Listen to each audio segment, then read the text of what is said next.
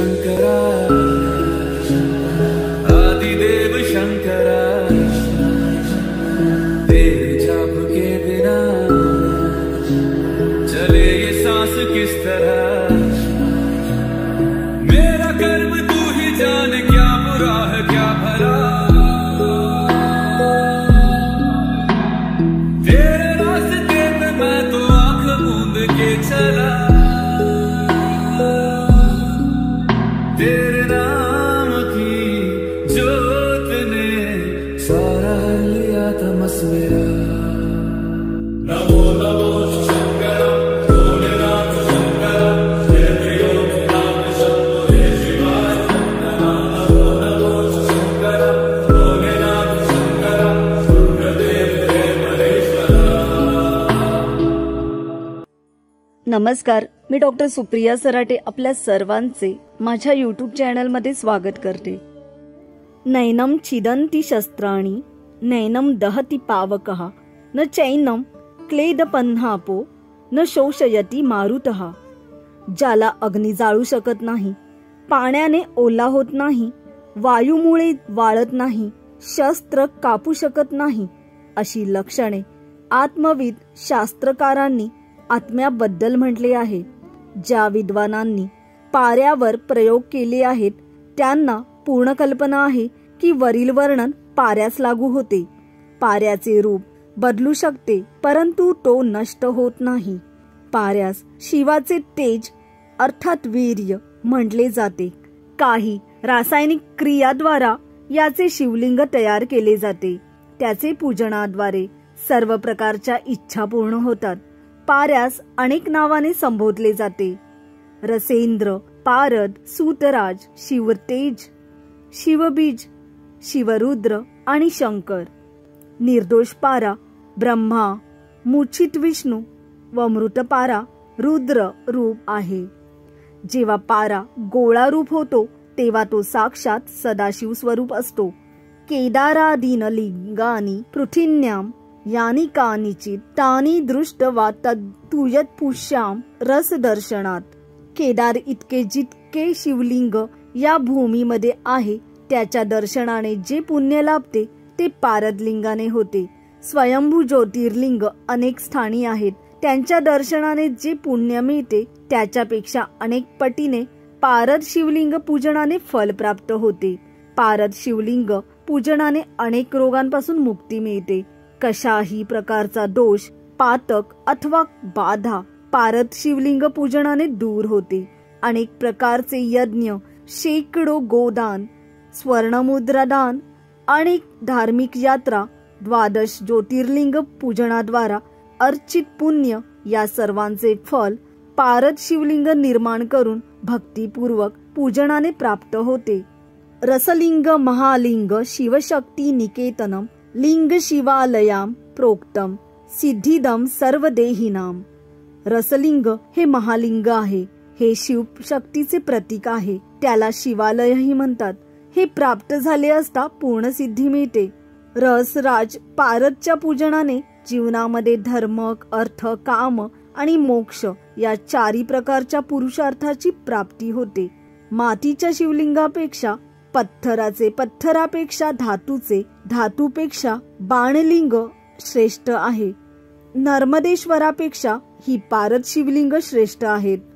पूजन विधी मित्रमैत्रिणींनो, पारद शिवलिंग आपल्याला मिळू शकते, पण पारद शिवलिंगाची पूजन विधी काय आहे आणि महाशिवरात्रीच्या दिवशी याचे पूजन कसे करावे याबद्दल मी आपल्याला या व्हिडिओमध्ये सांगत आहे, तेव्हा हा व्हिडिओ पूर्ण पहा।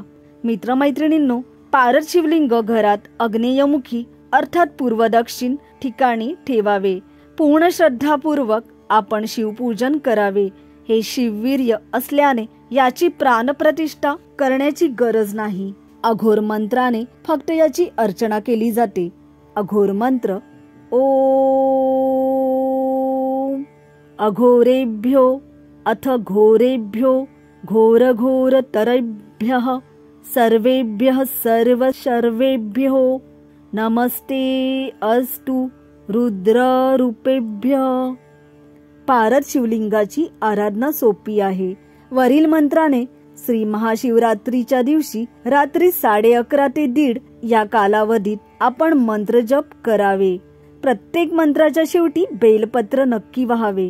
या मंत्राद्वारे ग्रहणामध्येही जप करावा. कोणतेही कार्यास जाताना पारद लिंगास नमस्कार करून मंत्र जपावा. आपले कार्य हमखास होते. पारद शिवलिंगाच्या पूजनाने विवाहामध्ये, नोकरीमध्ये येणाऱ्या बाधा दूर होतात.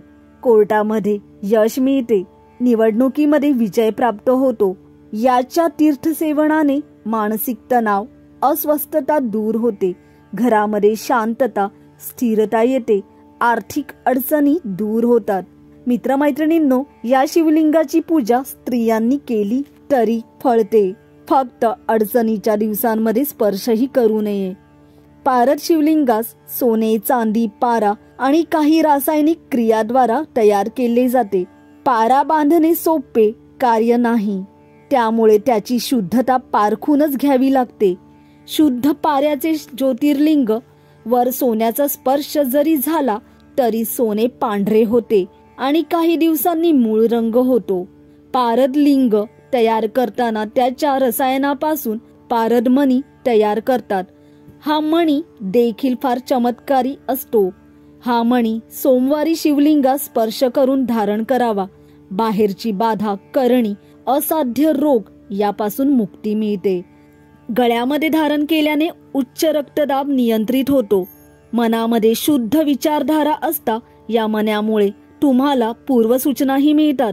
विषारी कीटक, विंचू, सर्प इत्यादी चावले असता सर्प जागी पारद मोती घासून लेप लावला असता विषबाधा नष्ट होते. मानव कल्याणासाठी पारद शिवलिंग आणि पारद मोती अत्यंत लाभदायक आहेत. याचे अजून अनेक प्रयोग आहेत.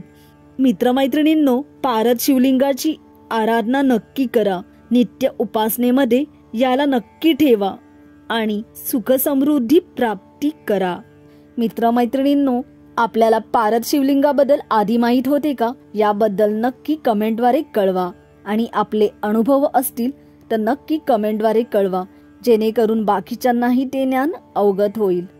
आपल्याला आमचा व्हिडिओ आवडला असेल तर नक्की लाईक करा, शेअर करा आणि चॅनलला नवीन असाल तर सबस्क्राईब करायला विसरू नका. धन्यवाद. सृष्टि के कर्म से भी पहले तेरा वास था. ये जग रहे या ना रहे, रहेगी तेरी आस्था. क्या समय, क्या प्रलय, दोनों में तेरी महानता, महानता, महानता. सीपियों की ओट में मोतियां जिस तरह मेरे मन में